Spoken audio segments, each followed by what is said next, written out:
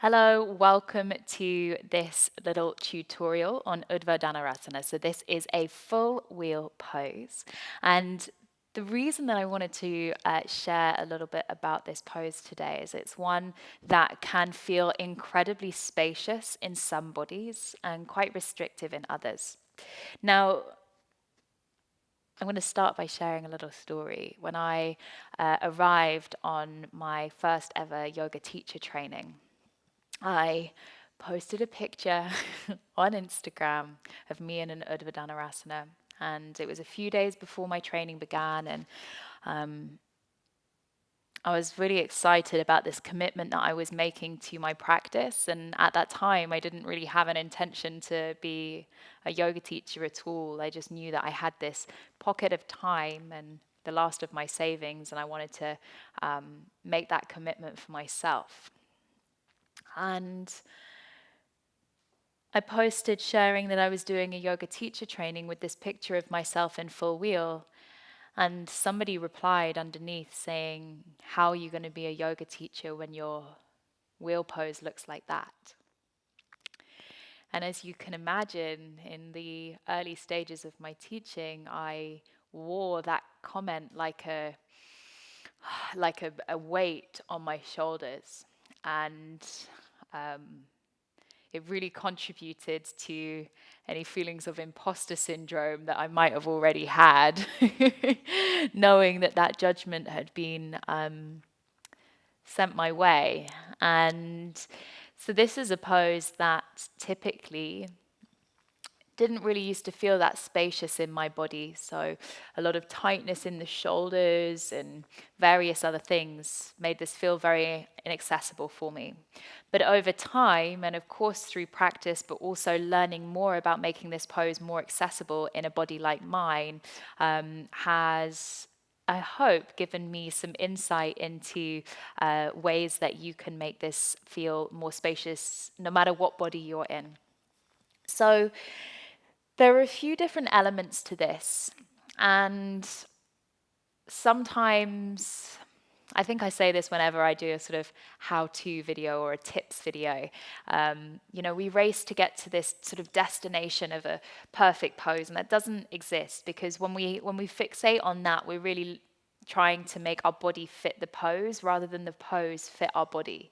And we really want it to be the pose fitting our body, where we adapt the pose to suit whatever limitations and tendencies we might have within the physical body that we're in this moment. And that might look different day to day. For some of us, it might be different year to year or at various different points in our lifetime. And so in our practice, we have this opportunity and this necessity to continuously bring awareness to what we're doing and adapt the way that we are moving into, through, and out of poses to ensure that they are safe, effective, and compassionate. So what I want to share with you today are a few things that I have found incredibly helpful for making this more accessible. And really, a lot of this is going to be talking, but I hope then you can use this guidance and this insight from my experience to support you in this pose when it comes up in practices. Now, it's really worth pointing out that this isn't a pose that you want to just jump into cold, and I'm going to talk about that as we go through. It should become pretty clear that if you're watching this video, please don't now just try and do your wheel pose without warming up the body. There is so much that we need to do to prepare ourselves for this pose, and unless we have a body that is particularly open, that we are very used to kind of resourcing the strength and the stability that we need to safely access this pose, then it really isn't something that I would recommend just doing like that. But at some point it will come up in a class or in a practice, and it's really good to just be aware of certain elements that might make this feel more spacious for you. Now, as always, if anything doesn't feel good in your body, take agency, take authority over that, and make sure that you really are making the pose fit your body and not trying to force your body to fit the pose. So if you think about a full wheel pose, and I am warm, so I'm just going to show you very quickly an Urdhva Danurasana and how it looks in my body. It may look different in yours, but just to give you an idea of the shape. So this is our full wheel, or this is my full wheel pose. Now, what I wanted to do was give you a visual reference so that you can understand what's going on. We have the whole of the front body opening up. And the lower back tends to be, for most of us, the most kind of flexible. And what we need to do is resource the stability around the lower back so that we're not hyperextending, we're not causing potentially injurious pressure in the lower back. And for me, the magic, the sort of missing part of this pose for me was in that sort of resourcing, that using the upper back to support this pose and this opening up. And really thinking of it being a heart opener as opposed to a back bend. Now, we use those things interchangeably a lot in yoga, in a asana practice. But when I think of back bend, my focus comes into my back and my back bending. When I think of heart opening, I think much more about this expansive experience in the chest, right? And this support between the shoulder blades, like we're lifting from behind the heart. And then it becomes less about the lower back and more about that spaciousness. So a couple of things that we need to do. Opening up the front body and strengthening the back body. Now, it's not just about your shoulders.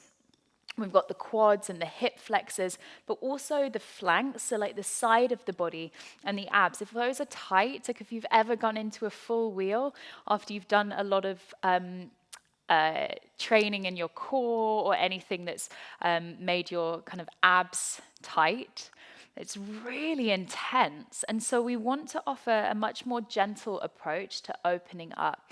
And what that might mean is that we're doing it over a period of time rather than just all in one practice on one day. But finding focus on opening up through the front body, the quads, the hip flexors, all the way up from the shoulders, and not forgetting the wrists. Now, a big prohibitive factor for a lot of people is the wrists and the flexion of the wrists. Now, it depends on your range of motion. You can see I don't have very much at the wrist. And when this is tight, it's really difficult to get into the pose. Now, one thing that I have learned to do is to adjust the position of my hands, but without collapsing through the upper body. So if my hands are not directly under my shoulders pointing this way and I'm turning them out, I still need to activate and pull everything in to make sure that I'm opening up through the heart. And so I'm going to show you that in action. So particularly when my wrists are tight, rather than coming right in with my fingers pointing directly under my shoulders, I can turn them out a little bit, but I want to keep hugging in at the upper arms, at the upper back. And sometimes when you come into the pose, you actually can sort of adjust the hands a little and see what feels spacious and expansive. It doesn't have to be this very linear shape, as long as you're supporting your body. Now, where does that support come from? There's various different schools of thought about the support from the back body. For me, what I have found incredibly stabilizing and supportive in creating a more expansive experience of this pose is really lifting up through the backs of the legs, through the glutes, and finding that support, that stability through the lower back. Because like we said before, if we're forcing ourselves into a deep shape in the lower back, often what we're playing into is that hyperflexibility that some of us might have in the lower back and taking the back bend into there rather than into that expansive, spacious, front body opening, heart opening, strong, supportive back body experience of Urdhva Danurasana. So, thinking about the wrists, the shoulders, the opening up of the whole of the front body, but not forgetting the strengthening of the back body. So working to strengthen the glutes, to support the lower back, to make sure that we're stabilizing through the core when we're coming into the pose, and not seeking just to get to that final pose. There are so many things that we can do to prepare the body. We can take puppy pose for the shoulders, anahatasana. We can take bhujangasana, a cobra pose where we start to really strengthen through the lower back, use the core, use the glutes. You can come into all of these different variations lying on the front of the body, coming into a bow pose even, but keeping everything super expansive. And then coming into our preparation on the back, we have our bridge pose. Pushing down into the ground, lifting up through the back body, letting it be supportive, lifting up, feeling the front body open. And then only if this feels good can we start to explore coming up. And you don't have to go the whole way up. You could come and just rest lightly on the top of the head and just see how that feels, maybe just pushing an inch or two away. And then if it feels expansive, we come all the way up. But if you couldn't talk here or you couldn't breathe here, then maybe today you're going too far. So, to put it simply, the things that I've found really supportive in making this pose more accessible in my body are thinking about it as like a multifaceted approach. It isn't just about getting into a deep back bend. It doesn't matter if your hands aren't perfectly underneath your shoulders. Find a way, remember all of our bones and joints are different. So find a way to make it feel expansive and work with that breath to create space in your body, knowing that that space that you're creating will further enhance the breath. Because that's just one of the benefits of a pose like Urdhva Danurasana, is the positive impact that it has on our breath mechanism and the spaciousness in the body for breath. So I hope you find that helpful. Explore, play, keep yourself safe, and if you have any questions, let me know. I'll see you soon.